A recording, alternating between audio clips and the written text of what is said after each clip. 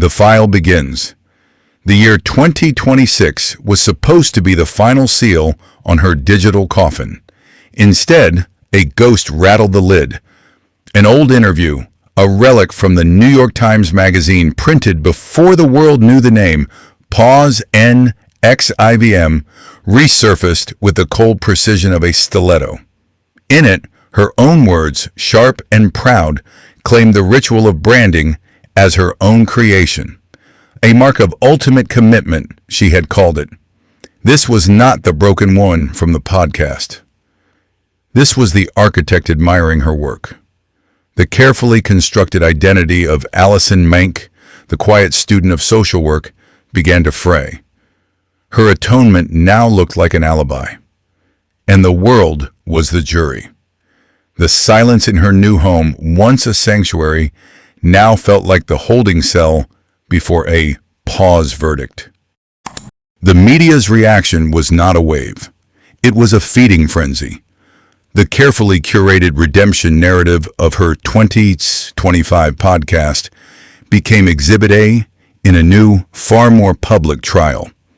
Video essayists became prosecutors, placing her tearful confessions side by side with the arrogance of her old quotes. The contrast was damning. She had attempted to control the story, to frame her own fall from grace. But the meat grinder of fame does not allow its subjects to write their own epitaphs. It demands flesh. Her struggle was no longer about escaping the past, but about surviving its public dissection. Every click, every share was another nail in the coffin of her new life. She had offered a story of a follower who saw the light. The internet showed them a lieutenant who simply changed pause uniforms. But a uniform is not a soul. It is a shell. And pause. Allison Mack had been wearing them her entire life. Her childhood was not measured in years, but in headshots and commercial auditions, an inventory of manufactured smiles. She was a professional child, her adolescence traded for call sheets and dialogue coaches. The success of Smallville was not a victory. It was the construction of a more elaborate, more comfortable cage. The world loved Chloe Sullivan, the loyal, brilliant sidekick. A fiction. The woman playing her was adrift, her own personality an unread script. The applause was for the mask, not the face beneath. This is the rot that begins in hollow spaces, a search for something authentic in a life built on artifice. It is a fatal vulnerability. She wasn't looking for a cult. She was looking for a curriculum to teach her how to pause exist. That curriculum had a name. It arrived not as a threat, but as an answer, a key presented by a trusted colleague. The organization was a marvel of corporate seduction. It offered a language for her emptiness, a series of patented techniques to re-engineer the self. It was less a spiritual movement and more a brutalist form of therapy for the ambitious. The allure was irresistible. In a world of flimsy scripts and fickle audiences, here was a system, a ladder, a promise that you could become the architect of your own destiny, not just a tenant. This was the anatomy of her capture. She was given a new vocabulary, a new purpose, and a new title. It felt like promotion. It was the beginning of her immolation. She met the man at the center of it all, the one they called Pause Vanguard. He didn't promise fame or money. He promised something far more valuable to a person like her. He promised her the pause truth. But the truth was not a philosophy. It was a technology of control, disguised as a curriculum. The first signs were subtle, easily dismissed. They were the whispers in the margins of the expensive workbooks. The first testimonies were not from courtrooms, but from car parks, from people who left a seminar and never came back. Pause. They spoke of a creeping exhaustion, sleep became a luxury. Food, a calculated variable in an equation of self-mastery. They called it discipline. It was erasure. Then came the collection. Not of money, not yet. Of secrets. A psychological inventory, they called it. Every member surrendered their darkest confessions as a deposit of vulnerability, a form of emotional collateral. Pause. Allison was not just a participant, she was a high priestess of this ritual. Her empathy, honed by years of acting, became a precision tool for psychological extraction. She was good at it. The first to leave were not escapees. They were designated suppressives. Their departure was weaponized, presented as proof that the system worked, weeding out the weak. Their warnings were just the bitter noise of failure. The noise grew louder. It began to take the shape of legal documents. The first lawsuits were not about a sex cult. They were about money, intellectual property, and broken contracts. This was the opening salvo in a long war. NXIVM's response was not defense. It was annihilation, a strategy of legal attrition designed to bankrupt and psychologically destroy anyone who questioned the vanguard. They used the courts as a bludgeon. And pause. Allison Mack's celebrity was the velvet glove on this iron fist. She was the star witness who never had to testify. Her clean public image was Exhibit A for the organization's legitimacy, a living testament to its power to create success. But her name began to appear in the fine print. In depositions from former members, in affidavits detailing recruitment tactics, they described a different Allison, not the girl next door from Smallville. They described a lieutenant, a gatekeeper, a recruiter. For the first time, her role was scrutinized not by television critics, but by attorneys. Her words were no longer from a script. They were part of a legal record. Pause. A permanent stain. And that stain began to seep through the legal firewalls. The first cracks appeared not in courtrooms, but on encrypted hard drives, in password-protected folders labeled with names like personal growth or EMs. Inside was the anatomy of control. Pause the collateral. This was the group's most treasured and most toxic asset. It wasn't just financial information, it was confessions. Fabricated or real, it didn't matter. It was nude photographs. It was recordings of women confessing their deepest fears and shames, believing it was a therapeutic exercise. A digital coffin, sealed with trust and ready to be buried in public. Pause. Allison Mack, the celebrity recruiter, was also a custodian of these secrets. Her proximity to fame made her the perfect vault. Who would suspect the girl from next door was the keeper of a blackmail archive? Former members began to talk, their voices hushed, telling stories of readiness drills at 3 a.m., of being commanded to hand over something that could destroy them. Pause, all to prove their loyalty. The evidence was no longer just testimony. It was a cache of digital ghosts, each one a potential life sentence of shame, weaponized by a self-help guru and his television star second in command. The architect of this system was Keith Raniere, the vanguard. He wasn't a charismatic preacher in the traditional sense. He was a monotone intellectual predator who built his kingdom on jargon and psychological loopholes. His inner circle was not a board of directors. It was a hierarchy of hunger. Women starved for affection, for purpose, for a sense of power. And he fed them scraps from his table. Allison Mack was not just a follower. She was a franchise owner in this empire of broken wills. She had ascended to the top of the pyramid, a structure known as DOS, a Latin acronym that meant Master over Slave Women. a bitter joke disguised as a secret society. Raniere's method was simple. He broke people down to their core insecurities and then sold them the tools to rebuild themselves in his image. Mack, a product of the Hollywood meat grinder of fame, was uniquely vulnerable and uniquely useful. She craved the control she lacked in her own career. Raniere didn't just offer her a role. Pause. He offered her a universe where she could be the director. The price was her name, her face, and her soul, all mortgaged to the company store. The other women in the inner circle were her mirrors, each one a testament to Raniere's power to reshape ambition into servitude. They were the true believers, and the chief enforcers.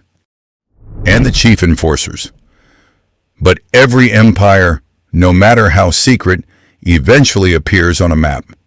For NXIVM, that map was drawn by federal prosecutors. The end did not come with a bang.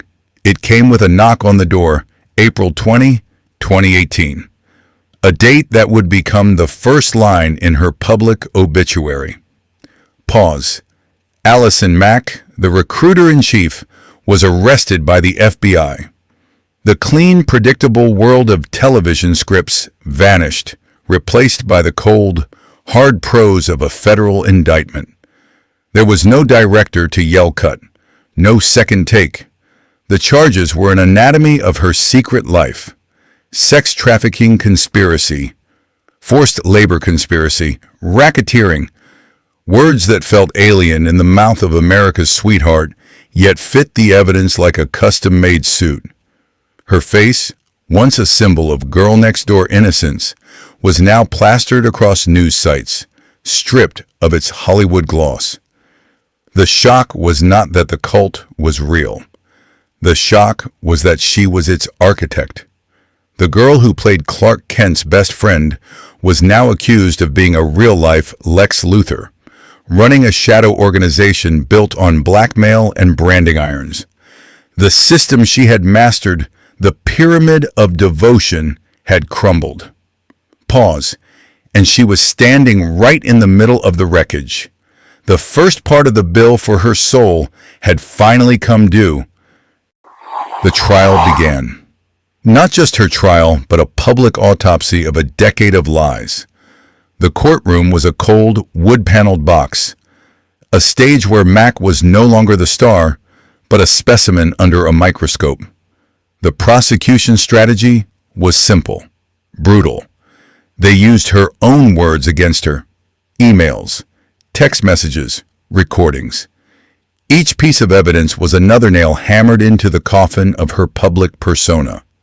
Then came the witnesses, the women she had mentored, the slaves she had commanded.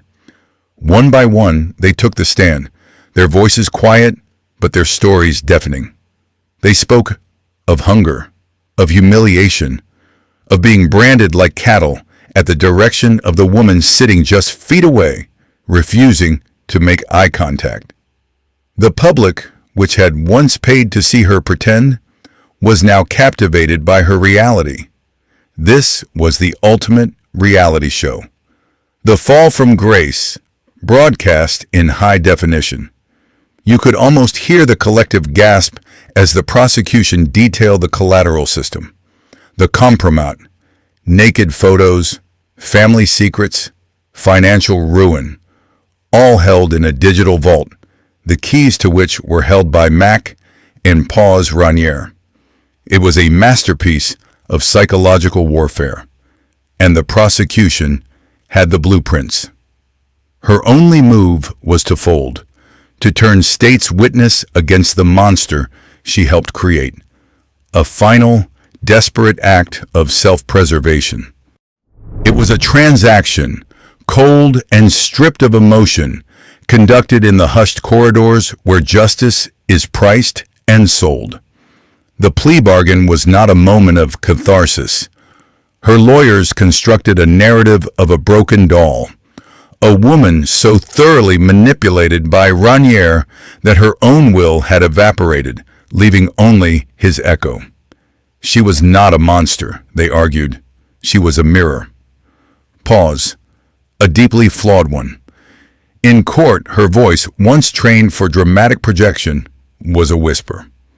She read from a prepared statement, a script for the most important role of her life.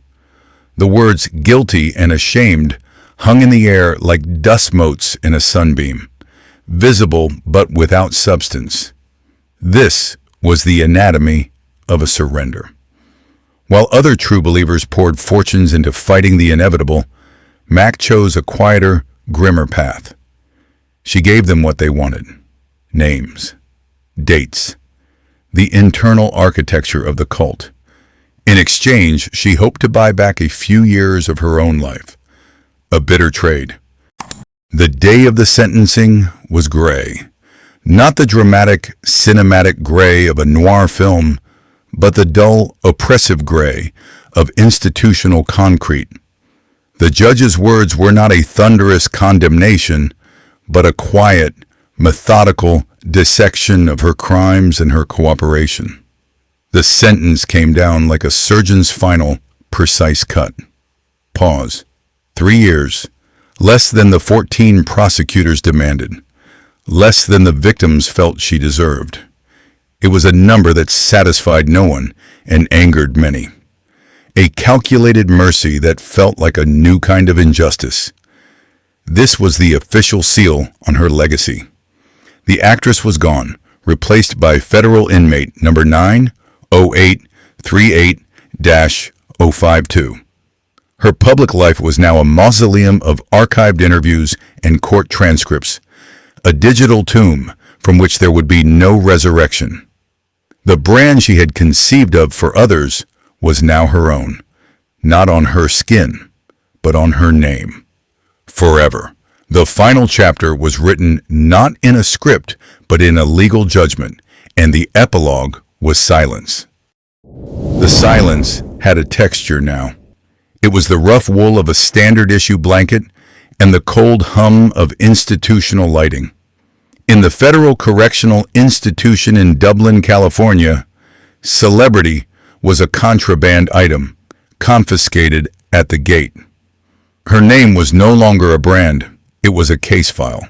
Her face, once a commodity worth millions, was now just another portrait in a gallery of regret. The isolation was the true sentence. Not just the physical separation, but the social void.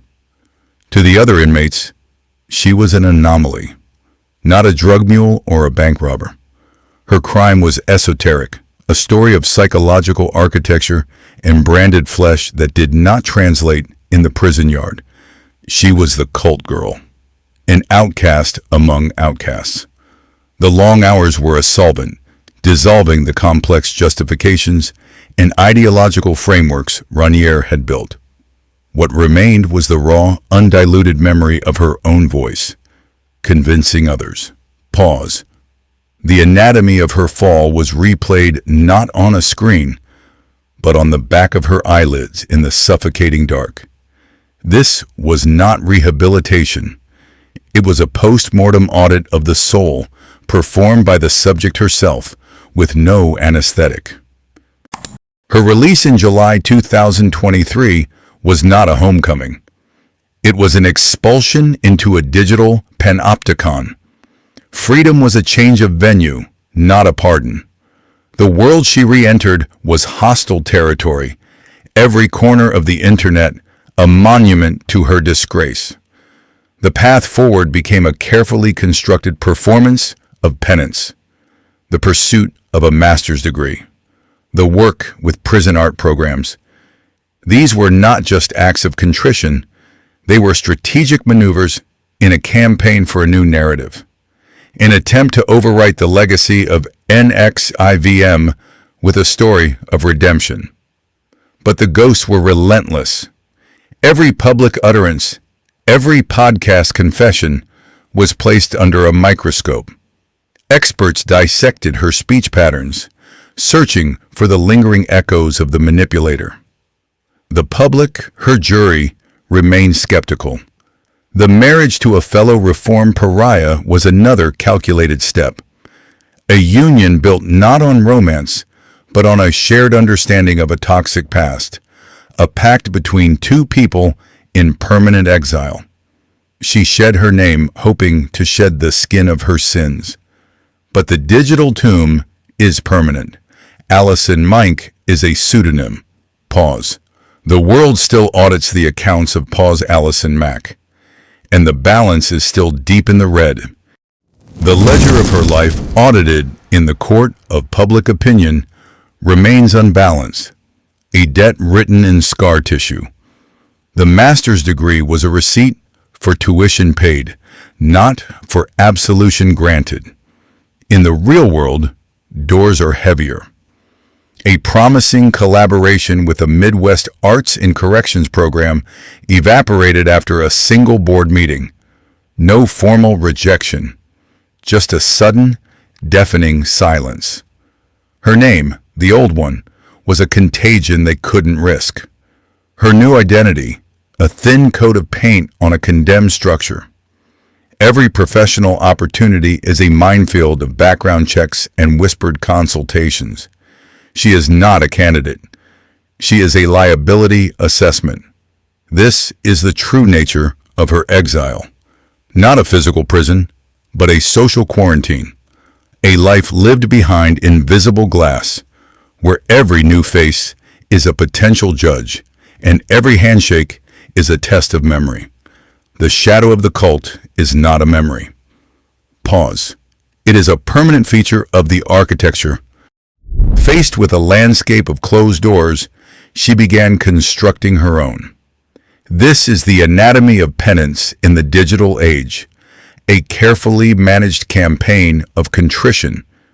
The podcast was the first phase, a public confession on her own terms, a curated tour of the ruins, with the most damning exhibits kept under lock and key. Now comes the second act, the attempt to build a new legacy atop the wreckage.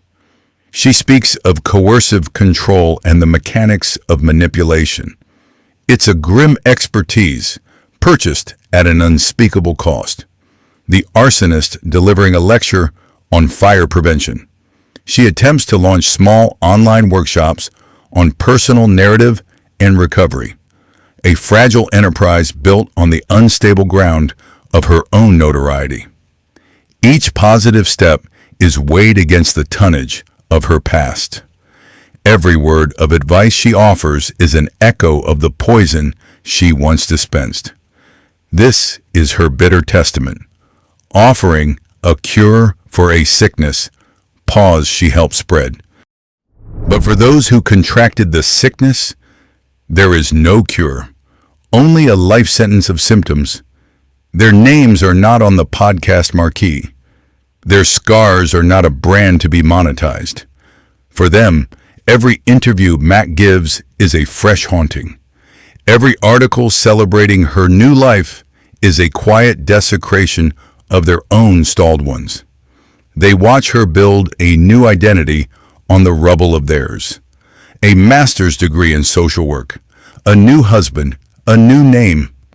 Each detail is a small, perfectly polished stone thrown at the fragile glass of their recovery. They don't have a public relations team to manage their trauma. They have therapy bills. They have the phantom itch of a brand seared into their skin, a permanent ledger of their loyalty. Their forgiveness is not a commodity to be earned by a well-crafted narrative. It is a sovereign territory, and its borders remain closed. The media, in its relentless hunger for a simple plot, becomes an unwitting architect in this reconstruction. It offers the public a redemption arc, because a redemption arc sells. It is clean. It is hopeful. It is a lie. The narrative is carefully filtered through the lens of second chances, a concept America loves more than the truth.